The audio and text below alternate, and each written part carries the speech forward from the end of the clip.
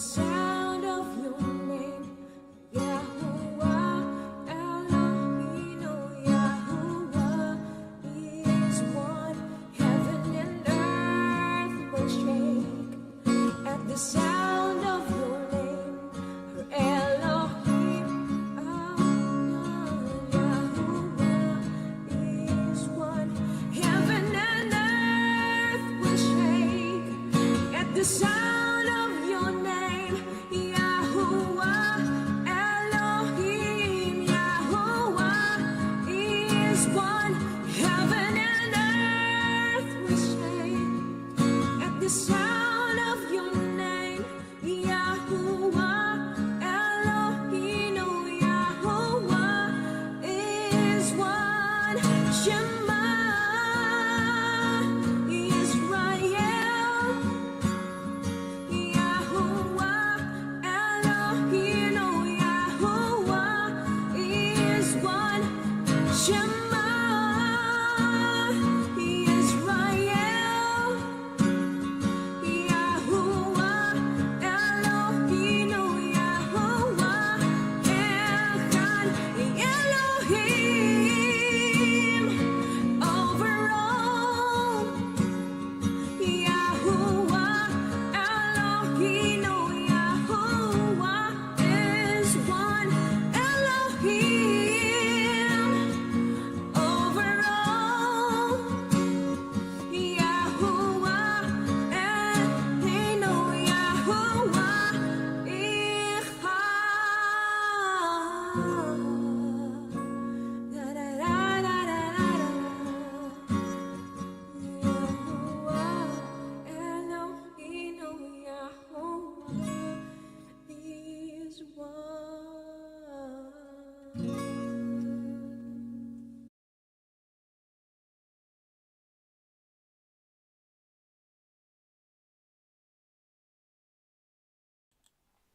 All right, Shalom, Mishpaha. Welcome to Cover with Jeremy Pyers. And, Callan Fires. all right, did a little bit of rearranging. Don't know why it's so blue, but it's blue. But I've fixed the audio. Hopefully you guys can hear me. Let me actually mute that. You can probably hear me better now. Beautiful song. And shalom, everybody. Shalom, Alright. Witten Federer. Shalom, Alright. Sean. Shalom, everyone. Yes. Shalom, everybody in chat. Brother Sean. Shalom. Sister Wimfeather. Shalom. Sister G.R. Cleve. Shalom, shalom, shalom. Welcome, welcome, welcome. So we're going to be continuing our Dead Sea Scrolls reading. We're going to be in, let's see. Pray. Well, yes, hold on. Calm down. Please don't interrupt when I'm speaking. So the Damascus Documents from Cave 4 we are going to be reading this evening. And probably a few paragraphs we'll get into and study. So, all right. Is it pretty quiet? Let me see if I could turn it up a bit.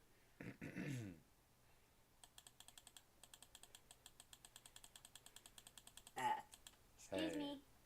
Goodness. Is that better? Can you hear me better?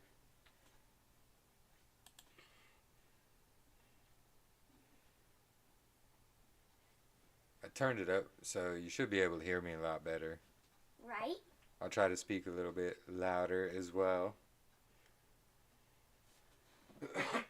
Excuse me. Alright, so. Good for you? Well, I turned it up anyway, so. I gotta remember I moved the camera too, so. I keep looking over there and you're over here. So. Dead Sea Scrolls, let's start with the prayer. And then we'll get into the reading. So, ready? A wee bit. Yes, okay. Alright. Father Abba Yahuwah, we approach you in prayer to ask for your guidance and your blessings as we read and study through your words. And help us, excuse me, help us to renew our hearts and our spirits for you, Father. And we always pray for all the Mishpaha who are going through struggles and trials and tribulations. And you know what each and every one of us need. Please give us the strength to endure, Father. And we pray to you in the name of Yahushua HaMashiach. Love Yahweh. Amen. Amen.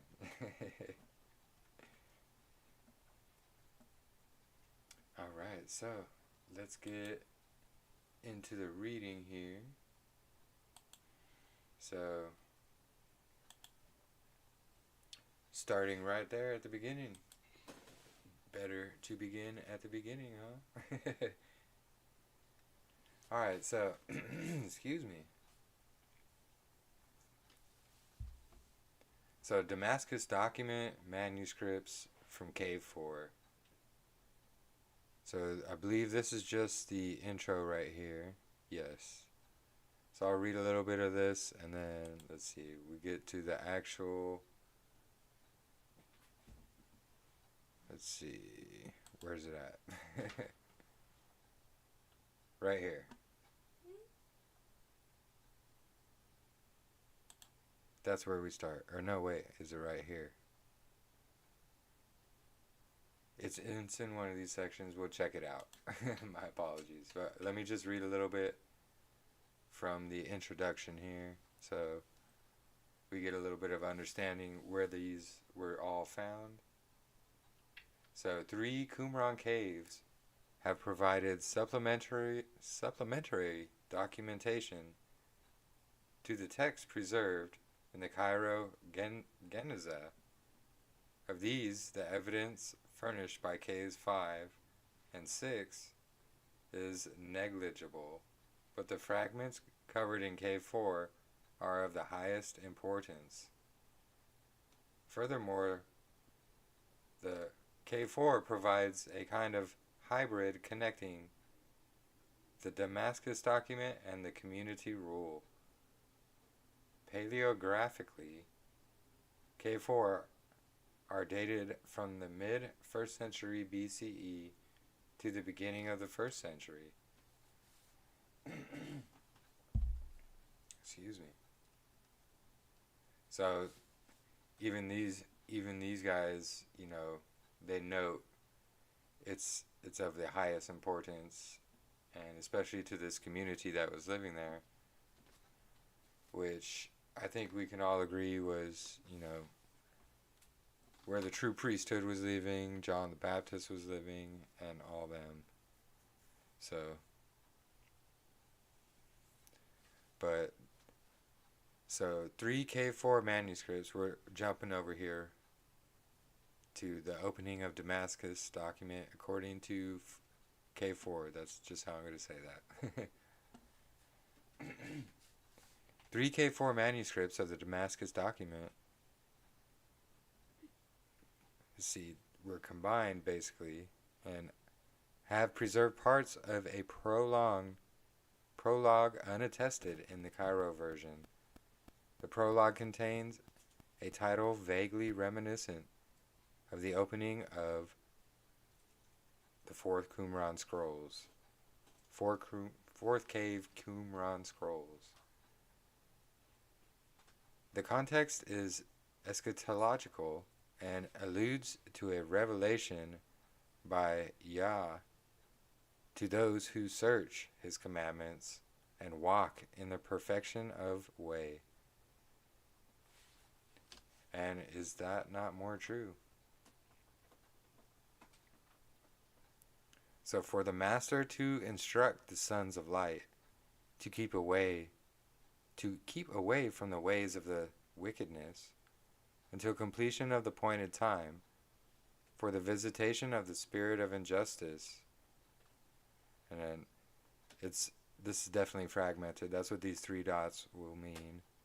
And then Yahuwah, Yah, God, will destroy all her deeds, bringing destruction on the removers of boundaries, and he will inflict destruction on the assembly of wickedness. And now listen to me, and I will let you know the awesome design of Yah and his marvelous mighty deeds. I will recount to you all that is concealed from man, all the days of his life. And that was a fragmented section. So fragment 2, I, flesh and creature, or no, that's not just one. Flesh and creature, until it comes to them, for they shall not be either early or late for their appointed times. He decreed an age of wrath for the people who did not know him, and he established appointed times of goodwill for those who search his commandments and walk in the perfection of way. And he revealed hidden things to their eyes, and opened their ears so they might hear deep secrets, and understand all future things before they befall them. Listen now, all you who know righteousness. And that was all that was on that fragment of it. But, isn't that so true? When we truly search him and seek him, he opens our eyes and our ears, and we're able to see, all the deceptive practices, for example, that are happening in the world today. Hey Ken, shalom brother. Glad you can make it. Good to see you.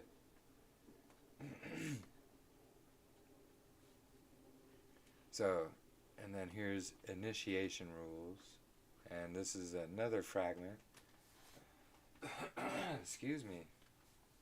The weather's been up and down here lately, and it really plays on my sinuses.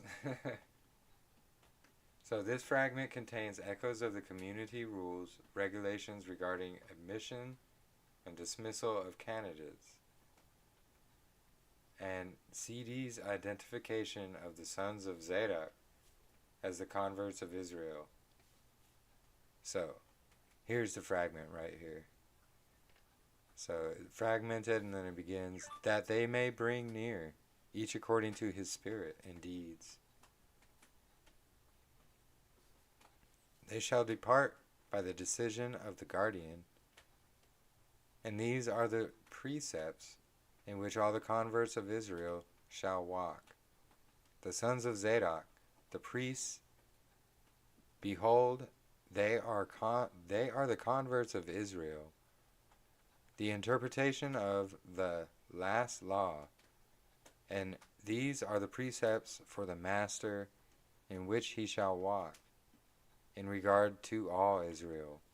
For Yahuwah shall not save any of those who are not established in his ways to walk perfectly. It's pretty amazing. These are just fragments, but they have a lot in them. They're pretty deep fragments. So the rules relating to the disqualification of priests. In this section of priestly legislation, the community specifies that only priests able to speak clearly and distinctly were allowed to read the Bible in public, that priests who had been war prisoners were disqualified from temple service, and that the priests who migrated to Gentile countries were deprived of their leading position and forbidden to partake in holy things. So here it is. Whoever speaks too fast or too quietly, swift or light with his tongue, or with a staccato voice, and does not split his words to make his voice heard, no one from among these shall read the book of the law, that he may not misguide someone in a capital matter. Any man from among the sons of Aaron who has been taken prisoner by the nations, to defile him with their uncleanness, he shall not come close to the holy worship.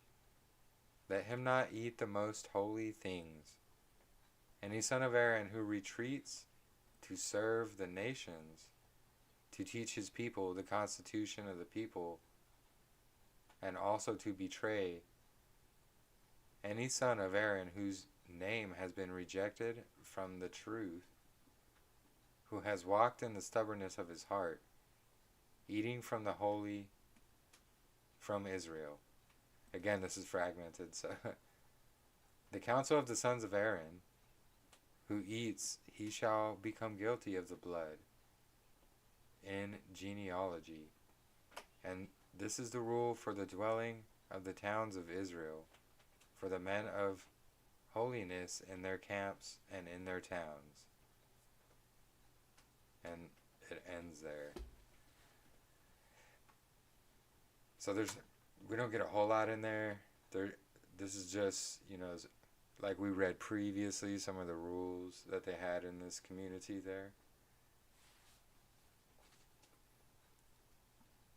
And then this is the diagnosis of the skin disease. So these rules relating to the diagnosis of skin disease affecting the scalp and face, Leviticus 13:29 through 37, are missing from the Cairo manuscript, but can be particularly reconstructed from the fourth cave, and 266 also from the fourth cave, and 273. So talking about the fragments that were found in these caves, in the fourth cave. The introductory formula prefixed to Leviticus 13 and as for that which is said, usually indicative of a repeat citation, suggests that a longer Leviticus quotation preceded it. The skin disease section is followed by laws relating to various sexual discharges causing uncleanness and impurity linked with childbirth. So, this is the fragment that it was speaking of there. So, a discoloration or scab or bright spot, and the scab resulting from a blow by wood or stone or whatever blow, when the spirit enters and seizes the artery, and the blood recedes up and down, and the artery after the blood, and is really fragmented right there. And the priest shall observe the skin, the living, hey Callie, please stop, the living and the dead. And if the dead skin exceeds the living skin, he shall lock him up until the blood returns to the artery, until the flesh grows, and the priest shall observe him, and shall make him a comparison on the seventh day. And if the spirit of life is moving up and down, and the flesh grows, the plague is healed, and clean is the scab. The priest shall not observe the skin on the flesh. So it's basically just going over some rules, like I said, that are also found in Leviticus. So, thank you, Sister Windfeather.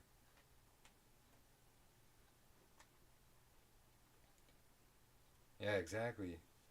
Yes, exactly, Sister GR. That's what I've been saying as well, They don't call themselves Essenes. That's what the scholars call them. They were Zadokites. This is where, John the Baptist, he was doing all that right in the same area. Like I say, I truly believe this is where John the Baptist, he was living in this community. And, this is where the priesthood went after being exiled from the temple by Herod, because Herod installed his own priesthood there.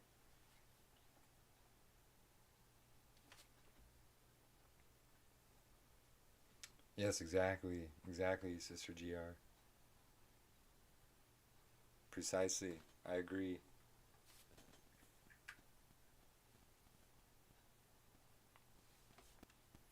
Yeah, and they call themselves Zadokite priests like several times in here, from the lineage of Zadok. They had never once called themselves Essenes. That's just a scholarly title that they gave this community.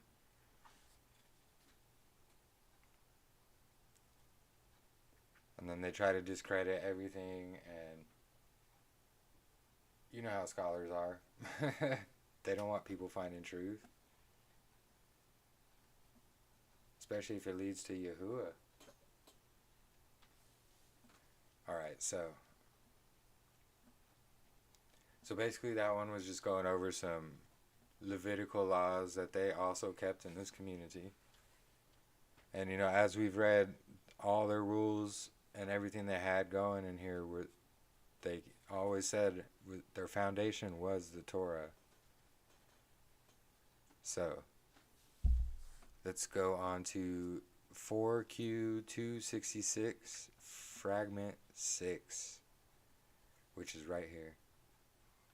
So, but if the discoloration or the scab is lower than the skin, and the priest sees it as the appearance of living flesh, it is a leprosy or skin disease,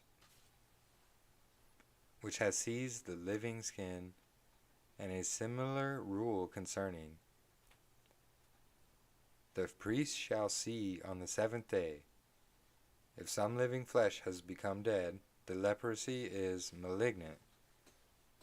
And the law for the scab of the head or beard, when the priest shall see that the spirit has entered the head, and the beard seizing the artery, and the plague spreads from under the hair, and turns its appearance to fine yellow. For it is like a plant which has a worm under it, and bites its root, and makes its flower wither. And as for that which is said, and the priest shall order that they shave his head, but shall not shave the scab. Leviticus 13:33. This is in order that the priest may count the dead and live hair.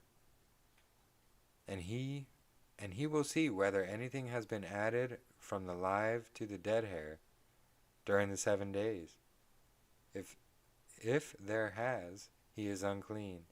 But if nothing has been added from the live hair to the dead, and the artery is filled with blood, and the spirit of life goes up and down in it, this plague is cured. And it is this is the rule of the law of leprosy for the sons of Aaron to set apart.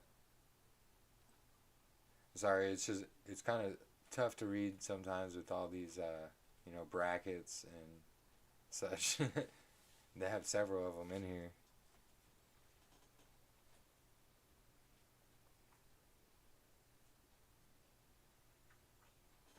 Hey, Michael, or Sean, again, shalom. Shalom, bro, welcome.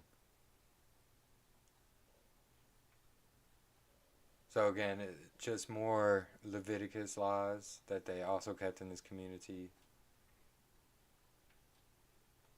And the law concerning a man with a flux. Any man with a flux issuing from his flesh, or one that causes lewd thought to arise, or the woman, the man who approaches her, will have the sin of menstrual uncleanness on him. That section is very fragmented, really hard to read and understand, but I was going to ask what a flux is, but now I can kind of guess what that is. And if she sees blood again, and this is not during the uncleanness of 7 days, she shall not eat the sacred food, and not enter the sanctuary until the sun has set on the 8th day. And a woman who conceives and bears a male child shall be unclean for 7 days, like in her menstrual days. On the 8th day, the flesh of his foreskin shall be circumcised. She shall continue for 33 days in the blood of her purifying. But if she bears a female child, she shall be unclean for a fortnight, as in her menstruation. For 46 days she shall continue in her blood of purifying, which Leviticus 13:2-5. And she shall not eat sacred food, and shall not enter the sanctuary, for it is a capital crime. Let her give the child to a wet nurse who is in the state of purity. And if she cannot afford a lamb, then she shall take a turtle dove or a young pigeon, and she shall substitute it for the lamb. So that was also very fragmented. Thank you, sister. Yeah, it's just all these brackets and quotations and such. And the fact it's fragmented as well, it just makes it kind of difficult. So, rules concerning gleanings and agricultural priestly dues. So, let's see how many we got here. I think we might read up to this next subheading right here. So, let's do it. So, again, fragmented, and then it starts. So, concerning gleanings of grain and the gleanings of grapes from the vineyard, a cluster is up to 10 berries, and all the gleanings of grain up to a seah, measure of capacity, they say 12 liters. Is that true? I'm not sure. Per betseah, area requiring 1 seah of seed for sowing, and a field which produces no seed is not subject to a levy of teruma offering, or of fallen grapes, or of clusters up to 10 berries. And for the harvest of olives and the fruit of its produce, if it is complete, isolated olives are 1 in 30. But if the field was ravaged or consumed by burning, and then it ends there. Again, very fragmented, kind of difficult to understand, but this was some kind of, priestly dues that I guess everyone would have to comply by. I'm not 100%.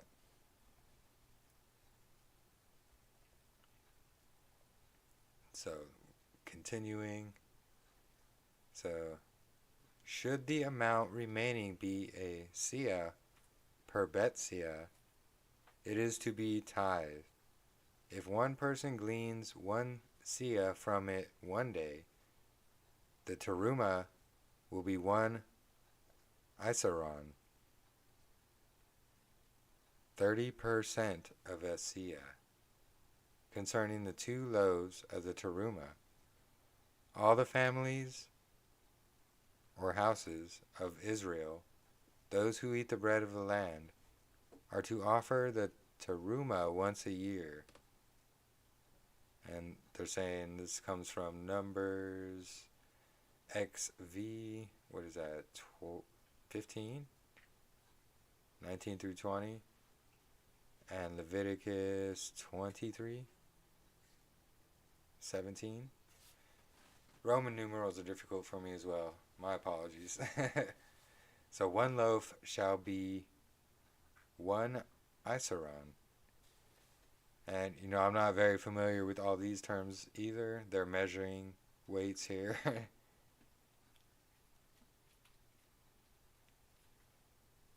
Alright, so next section.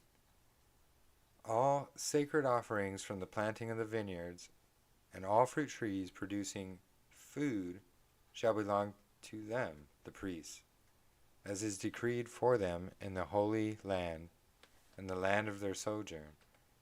And afterwards they may sell of them to buy A man may plant in the 4th year, he may not eat of it, for they sanctified it in that year.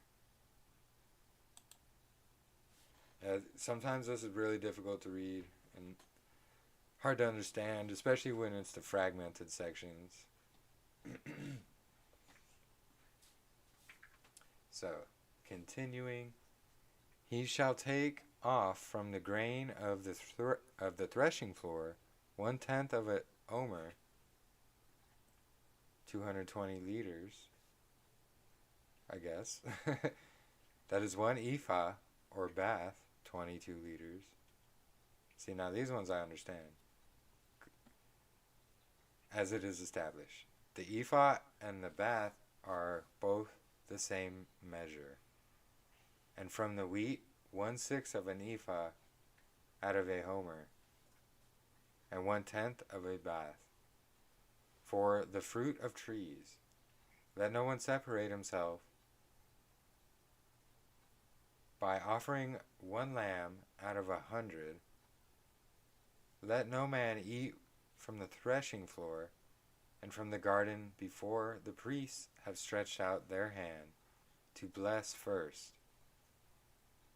A house belonging to a man he may sell, and he shall be innocent. Again, fragmented. Let no man bring, fragmented, to his pure food. Neither shall he bring close to his pure food any gold or silver or copper or tin or lead, from which the nations have made idols, except new metal coming straight from the furnace.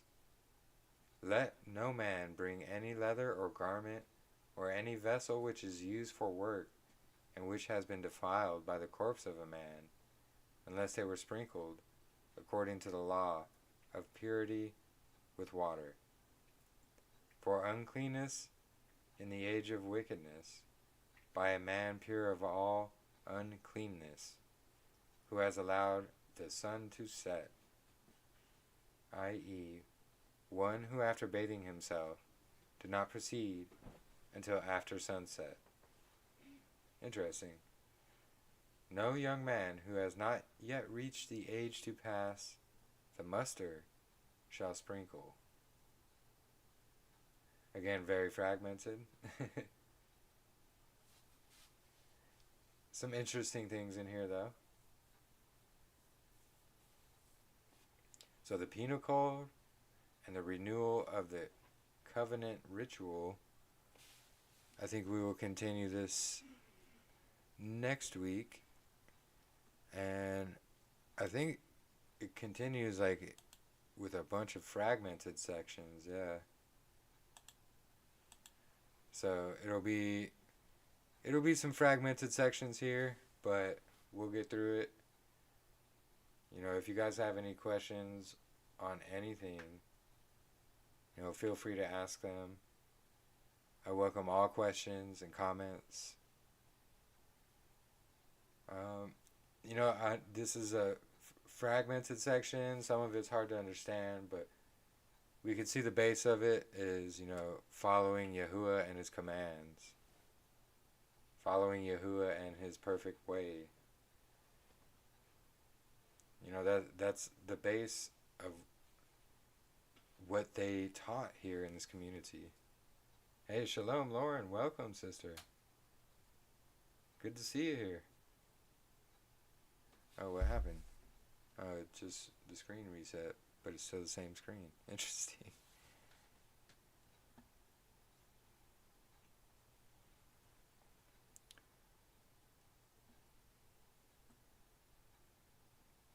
But we do know, you know, many important books were found here in the Dead Sea Scrolls.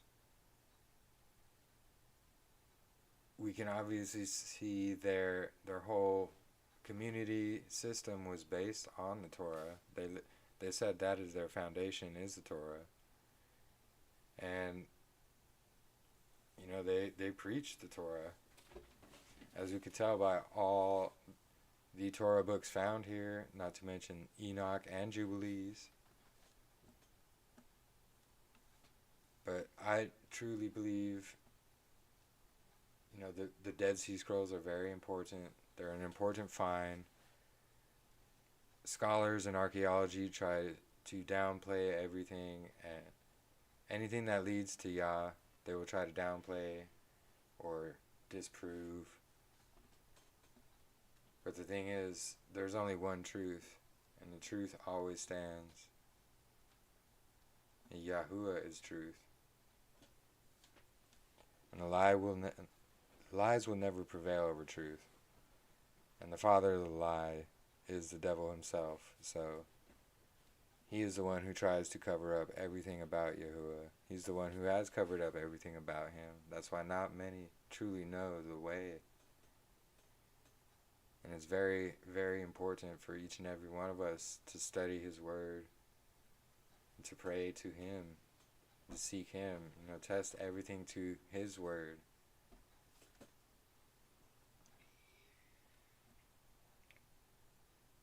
I truly believe time is very short.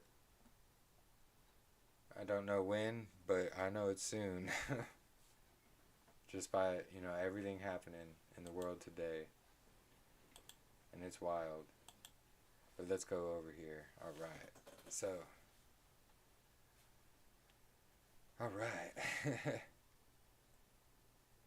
Don't forget to hit the thumbs up. Yes, thank you. Thank you, brother. Please hit the thumbs up. Sorry I'm late. It's okay, sister. No worries. Yes, no problem, brother. I pray for each and every one of us every single day. We all have struggles and trials, tribulations. They only refine us like gold. And we got to stand strong and endure to the end. It is written. So, never give up.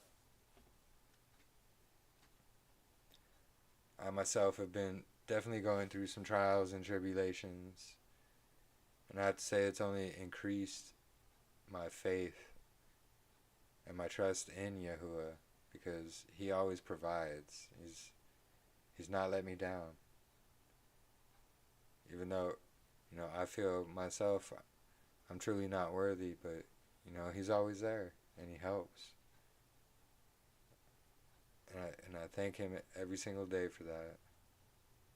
And I thank all of you all for joining me. Not picking up any dispensational theology. Yeah, exactly. They'll throw all kinds of terms at legitimate books to turn people away from them.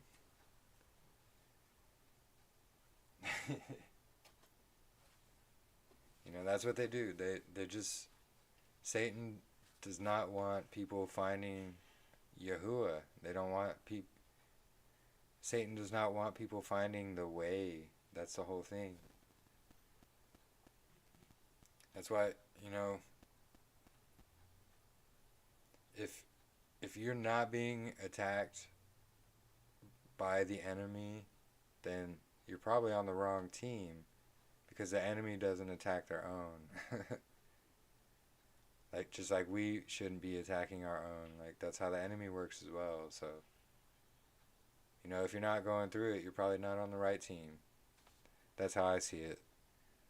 So, it should only make us stronger, and we should rejoice that we are going through them, even though they can be very tough. All right.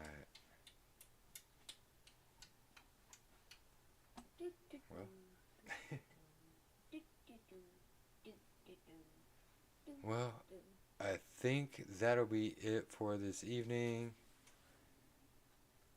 I don't see a whole lot of any more questions or anything, so.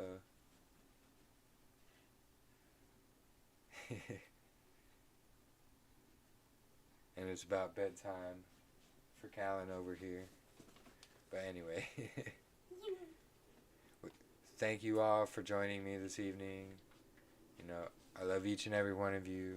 Yahuwah bless each and every one of you and lift each and every one of you up.